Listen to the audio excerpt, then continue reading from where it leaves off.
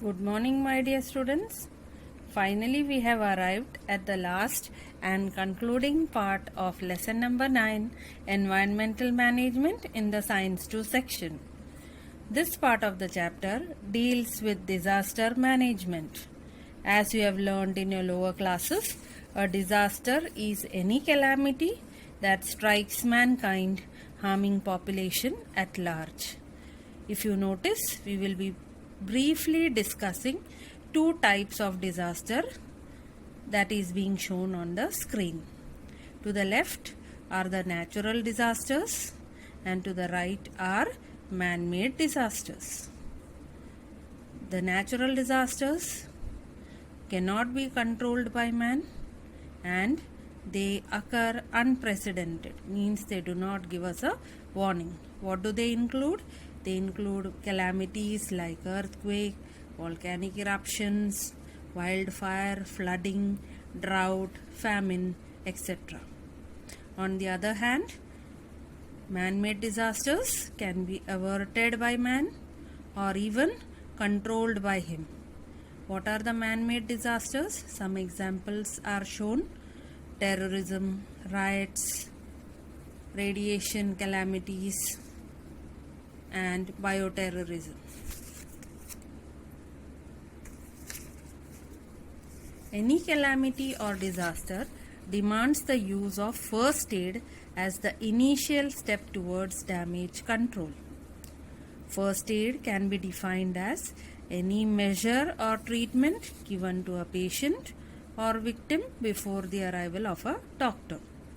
I am sure you might have seen this first aid kit. Where have you used it? Yes, at home and more so in your school. When you fall down while playing or get hurt during games. What is the objective of giving a first aid? To relieve the pain or suffering and to decrease the chances of worsening of the medical situation before the arrival of the doctor. Let us now learn about the basic principles of first aid. They are conveniently called as the ABCs of first aid. What do they stand for? They stand for A. Airway, B. Breathing, and C. Circulation. Airway. How do you come to know that the airway is obstructed? First of all, you should know what is an airway. It is the passage through which we breathe. Now, if your nose is blocked, do we just go to the hospital and ask for a ventilator? No. What do? We start breathing through our mouth. So, the passage is obstructed or not should be the first thing that we have to check if we find a patient on the way or near us and is demanding a first aid. The next is breathing. We have to check whether the patient is breathing and also find out whether the breathing or the rate of respiration, is it deep, is it rapid, or is it very slow. Very slow breathing indicates the patient is actually running out of oxygen. And lastly, we should check the circulation of the victim or patient. We need not be a doctor or a person who is skilled for this. We just have to check pulse. Yes, you heard it right. Where do you detect pulse in your body? You might have seen it. The doctor checks your pulse at the wrist. Also, by keeping your fingers on both the sides of the neck region, you can find out that you can feel the pulse. What is pulse? Pulse indicates the pressure by which the blood rushes into your blood vessels. So by checking the pulse, you can find out whether the person is having a proper pulse or is he deteriorating. In this particular picture, you will be noticing how different injuries can happen to a person if he is a bit careless or even by sheer bad luck. Though they all look same, they are different, and each of these requires a different first aid treatment. You will notice this picture shows sprain, fracture, whiplash, bites, bruise, cuts. All these require different types of first aid treatment. Now we will be learning in detail about the different methods of transport of a victim or a patient to the nearby hospital or nearby doctor available.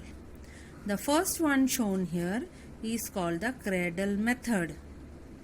It is basically used to lift underweight victims or small children who have lost their consciousness or have fainted.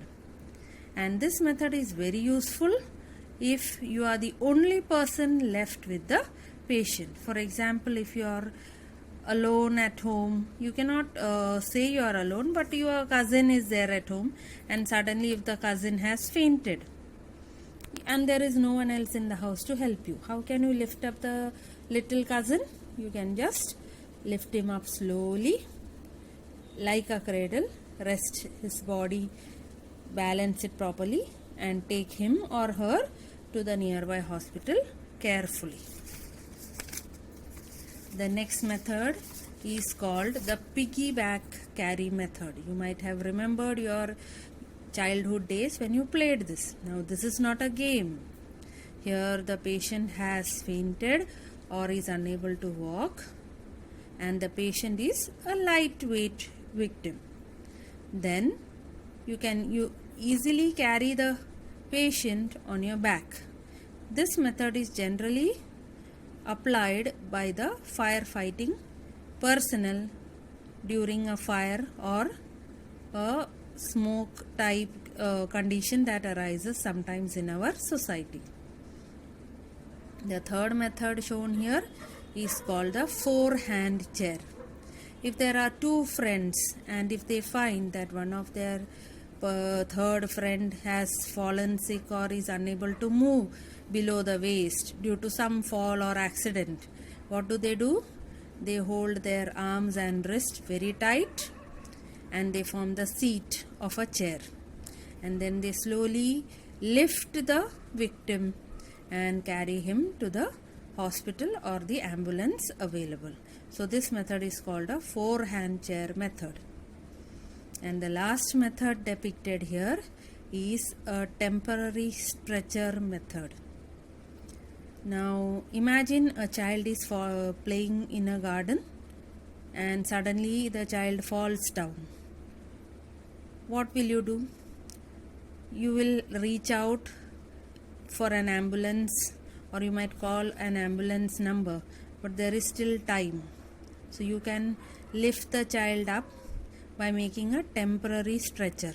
A proper stretcher you have usually seen it in hospitals, etc.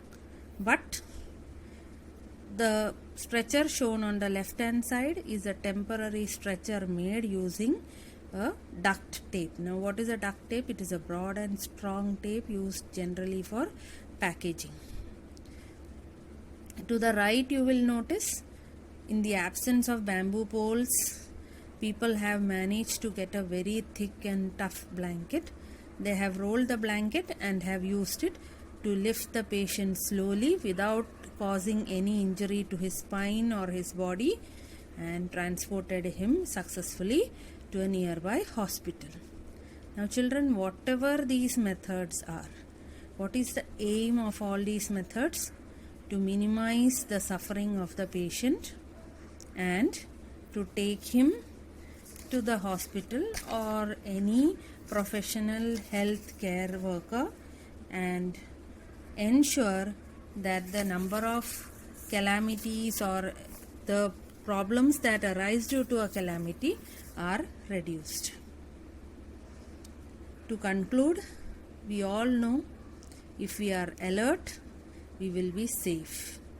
We have heard of the saying, prevention is better than cure. So remain safe, remain alert, take care of yourself, and others at home. Bye.